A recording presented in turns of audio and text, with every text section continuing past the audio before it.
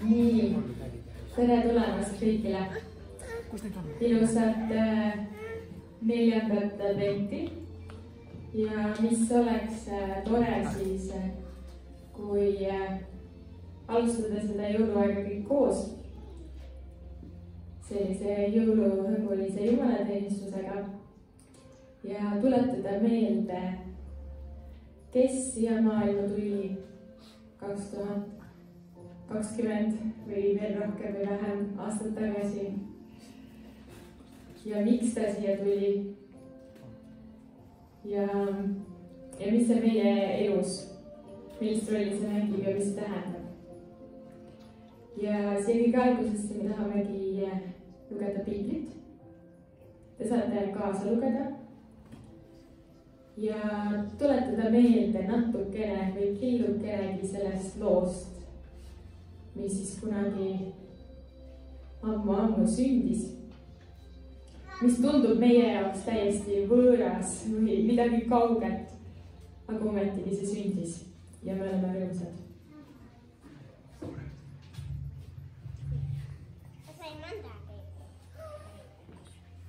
Matteuse evangeeliumis 1. peatükis salmides 18 ja edasi. Jeesuse Kristuse sündimisega oli aga nõnda. Tema ema Maarja, kes oli Joosefiga kihlatud, leidis enne enda koju viimist, et ta ootab pühast vaimust last. Tema mees Joosep aga, kes oli õiglane ega tahtnud teda avalikult häbistada, võttis nõuks ta salaja minema saata. Aga kui ta seda mõtles vaata, siis ilmus talle unenäos issanda ingel, kes ütles: Joosep, Taaveti poeg, ära karda oma naist Maarjat enese juurde võtta, sest laps, keda ta kannab, on pühast vaimust. Ta toob ilmale poja ning sina pead talle nimeks panema Jeesus, sest tema päästab oma rahva nende pattudest. Kõik see sündis, et läheks täide, mida issand on rääkinud prohveti kaudu. Et näe, neitsi jääb lapseootele ja toob ilmale poja ja teda hüütakse nimega Immanuel, see on tõlkes Jumal on meiega. Ja selleks, et me saaksime teda ka kutsuda siia tänasele jumalateenistusele, et ta oleks meiega, siis me tahame ka täna rohkem koos laulda just neid lugusid, mis räägivad temast ja sellest, kui rõõmsad ja kiitust täis me oleme, et ta siia maailma tuli. Nii et me saame kõik koos tõusta ja laulda.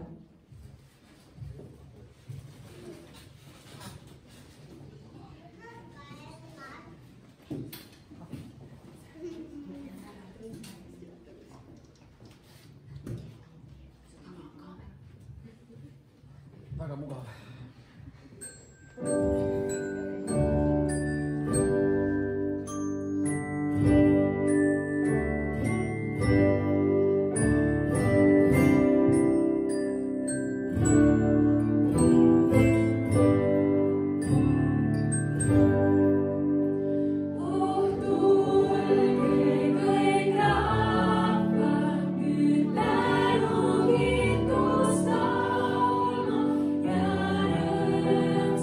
Speak.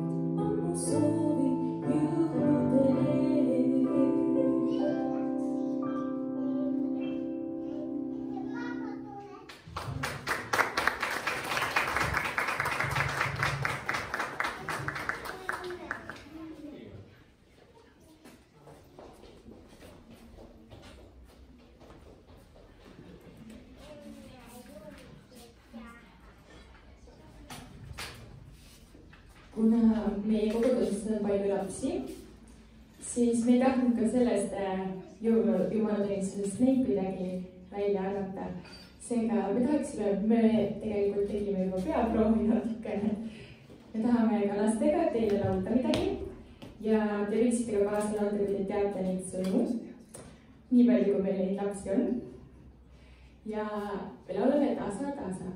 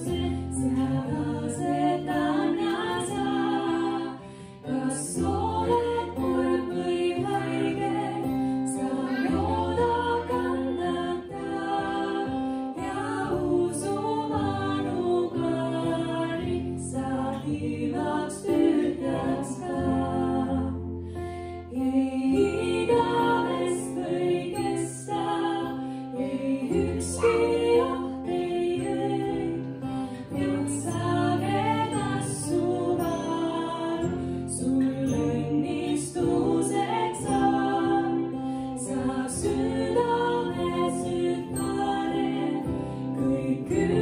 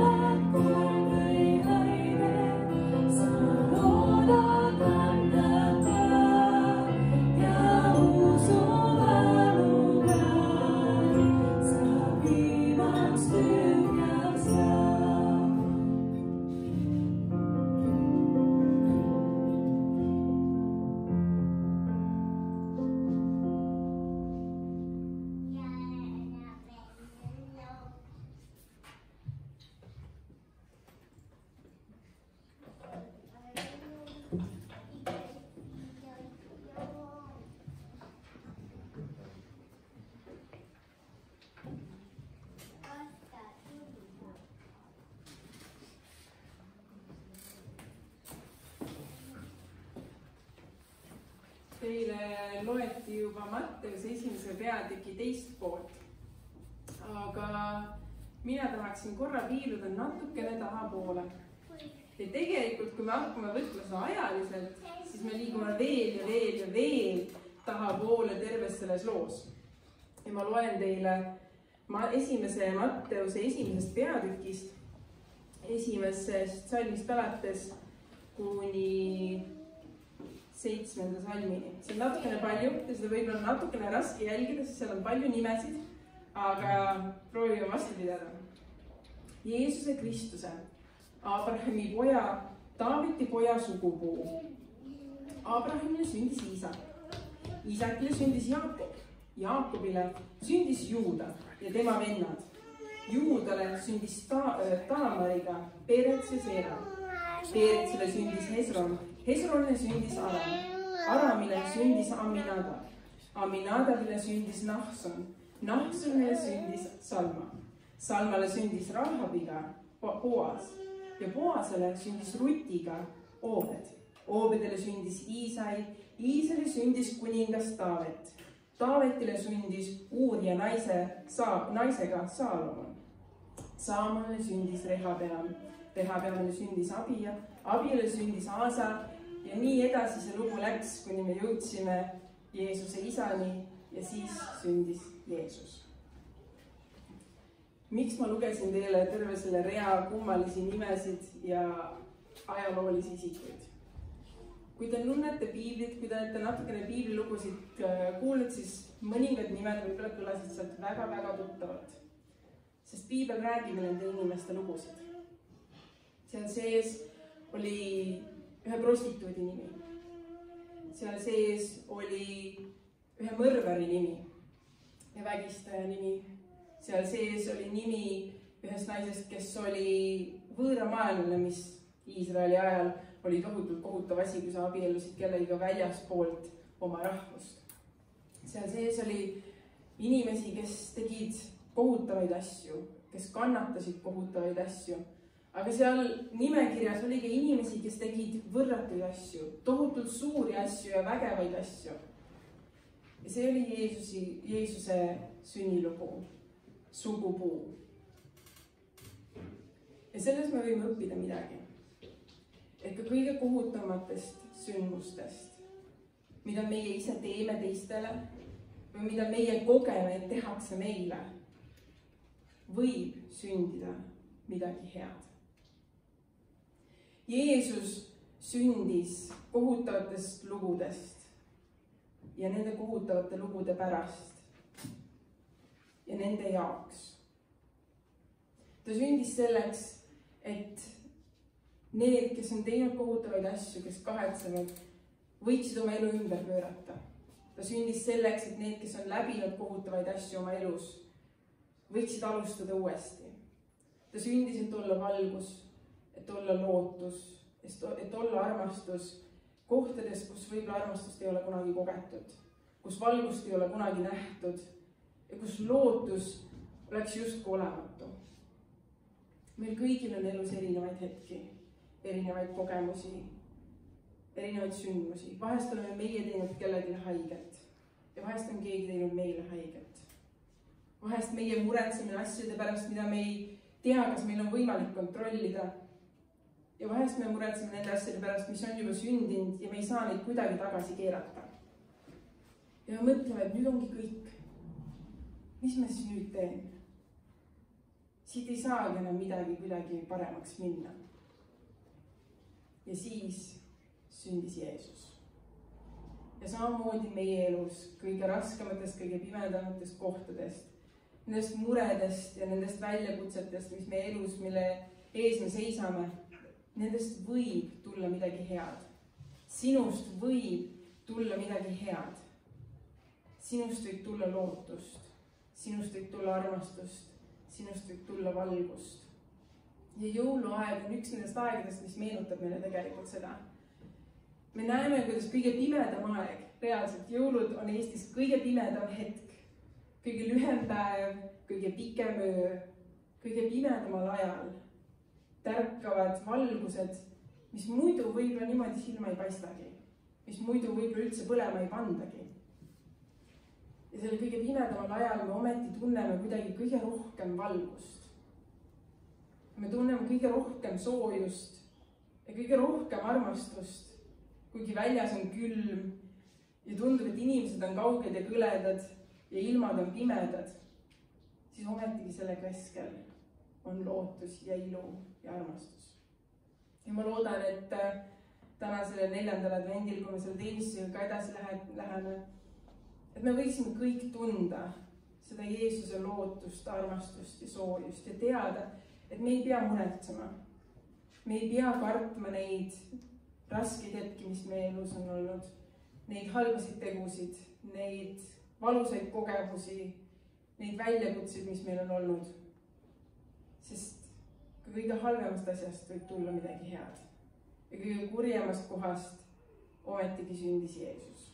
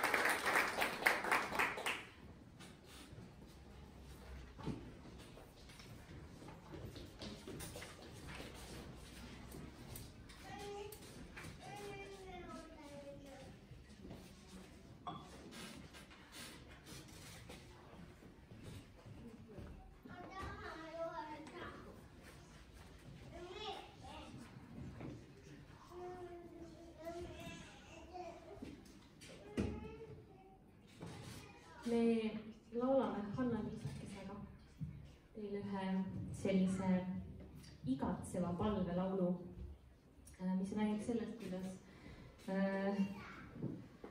kõik inimesed tahavad jõuluajal tunda headust ja rahu ja näha, kuidas kõik on hästi.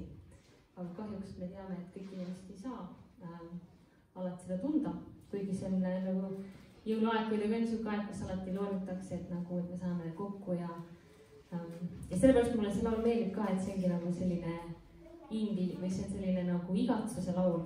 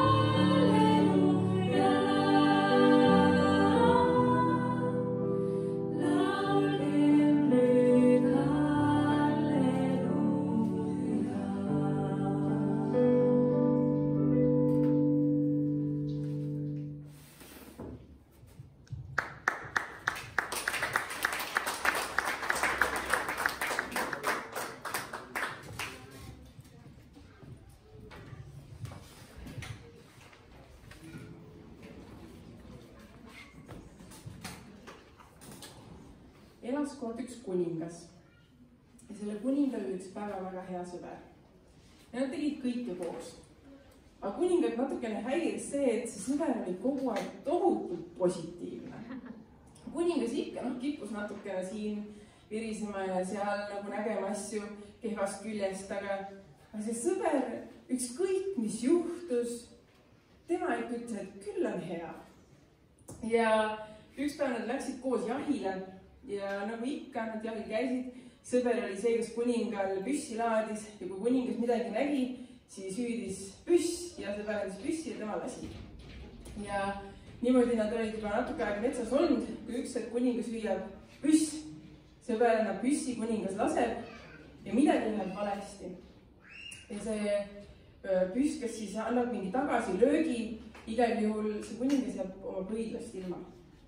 Ja see kuningas saab nii vihaseks. Ja mõtled, et kuidas see nüüd nii läks, kas sa ei vaadanud, siis mida sa teed? Ta pöördus oma sõbra poole, siis sõber ütleb, et pole hullu, kõik läheb hästi, kõik saab korda. See pidigi nii minema. Ja see kuningas, mis mõttes pidi nii minema, mina jäin oma pöidlast ilma. Ja ta sai nii vihaseks oma sõbra peale, et ta viskas selle sõbra vangi. Nagu kuningad ikka, kõik läheb nii, nüüd üks vangi, teine vangi. Ja aastad läheb mööda. Tegelikult kuud läheb mööda, nii kaua ta seal vangis ei pidanud olema. Kuud lähevad mööda ja see kuningas läheb jälle jahile.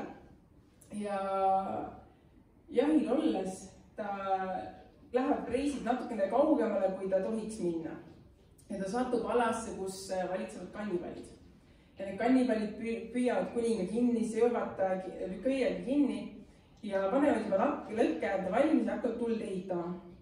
Aga siis, kui nad hakkavad just kuningat tule peale panema, siis nad avastavad, et seal kuningal pole pöiat. Ja nad ütlevad üksteisele, olles sellised ebausklik rahvas, ütlevad, et ei, see kuningas ei ole täielik, ta ei ole tervik. Ja neil oli selline uskumus, et kui ei ole midagi tervikut, siis nad seda süüa ei tohi, midagi halba juhtub, kui nad seda teevad. Ja niimoodi nad lasevad selle kuninga vabaks ja see kuningas saab koju tagasi minna. No ja see kuningas tunneb oma südames nii suurt kahetsust, et ta oli oma sõbrale midagi nii koledat teinud, vistnud ta vangi, aga tänu sellele sündmusele, täpselt nii nagu sõber oli öelnud, oli läinud midagi hästi ja ta oli pääsenud kannibalide käest. Ta läheb siis sinna vangi ja laseb sõbra vabaks ja hakkab vabandama. Sõber, mul on nii kahju, et ma sinuga sellist tegin, et ma siin nii kauaks jätsin siia vangi üksinda, kuigi see ei ole midagi halba tegelikult teinud. Ja see sõber kuuleb siis selle kuninga loo ära sellest, kuidas ta kannibalide kätte sattus ja ütleb kuningale, et ole hullu, kõik oli hästi. Nii pidigi minema. Ja see kuningas mõtles, mis mõttes, sa oled minu parim sõber ja ma jätsin su kuudeks üksise külma vanglasse. Ja sõber vastab, aga kui ma ei oleksin vanglas olnud, siis ma oleksin olnud sinuga koos seal jahil. Ja minul on kõik liikmed, jäsemed ja asjad olemas. Ja mind oleks ära küpsetatud ja ära söödud. Nii et kõik oli hästi. Nüüd ma kuidagi ei poolda seda, et meie kannatused alati juhtuvad sellepärast, et sellel on mingi suurem ja tähtsam eesmärk. Ja ma ei ütle ka kõik kannatustel oleks põhjus või seletus, sest tihtipeale me oleme kogenud, et see nii ei ole. Aga nagu minu eelmises mõtiskluseski, igas negatiivses võib olla midagi positiivset. Ja see sõber õpetas kuningale, kuidas igas halvas asjas otsida üles see üks hea. Ja see, mis hea sündis sellest halvast, mida me oleme kogenud. Ja nüüd on meil võimalus seda sama teha. Ma panen selle seina peale. Siin on üks väga üksik ja talvine ja külmetav raaguspuu. Ja ma panen selle siia seinale ja ma jagan meile kõigile välja need lipikud, sildid, mille peal te saate kirjutada ühe hea asja, mis on tulnud millestki halvast, mida olete kogenud. Mõtleme korra nendele asjadele, mis on tegelikult toonud päikest meie ellu, toonud naeratust ja armastust meie ellu ja katame selle külma puu ja anname talle sooja nende heade mõtete ja mälestustega, mis meil tegelikult elu jooksul kogunenud on. Nii et samal ajal meil muusika mängib siin taustal, panen selle ülesse ja kui keegi aitaks mul lipikud välja jagada ja pastakad välja jagada.